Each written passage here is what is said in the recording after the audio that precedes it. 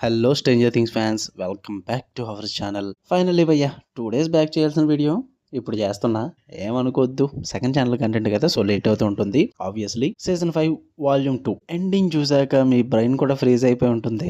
నాకైతే full confuse అయిపోయింది భయ్యా. ఎస్పెషల్ ఆ లాస్ట్ ఎపిసోడ్స్ లో చూపించిన కొత్త లొకేషన్స్ చూసి చాలా మంది తలలు పట్టుకుని ఉంటారు. అసలు అప్ సైడ్ డౌన్ అంటే ఏంటి, కొత్తగా వచ్చిన ఈ యాబిస్ లేదా డార్క్ స్పేస్ గోల్ ఏంటి, ఎన్నాళ్ళు మనం అనుకున్నదే తప్ప.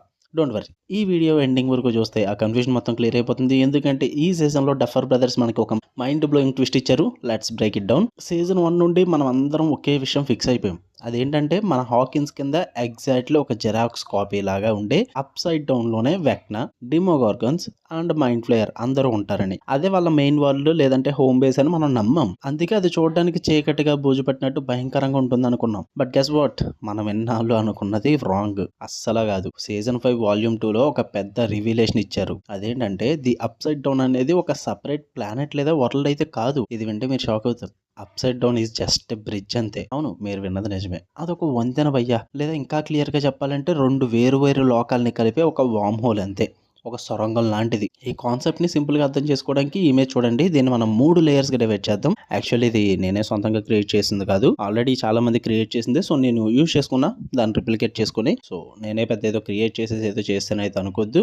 ఈ ఇమేజ్ చూస్తే మీకు ఇంకా క్లియర్ గా అర్థమైపోద్ది. ఈ పాటి మీకు అందరికీ తెలిసి ఉంటుంది, బట్ ఎందుకన్నా మంచిది ఒక వీడియో చేస్తున్నా. ఇప్పుడు ది బాటమ్ లేయర్ కింద ఉన్నది రియల్ వరల్డ్ అనమాట, అంటే హాకిన్స్. అక్కడ ఉంటున్న సాధారణ ప్రపంచం అది, ఇప్పుడు అందరూ నివసించేది అది. నెంబర్ 2 లో ది టాప్ లేయర్ అంటే పైన ఉన్నది. ఇక్కడ అసలు ట్విస్ట్ ఉంది. పైన పసుపు రంగులో మెరుపులతో గాలిలో తేలియాడే రాళ్లతో ఒక విచిత్రమైన ప్రదేశం ఉంటుంది కదా, అదే ది అబిస్. దీన్ని డైమెన్షన్ ఎక్స్ అని కూడా అనొచ్చు.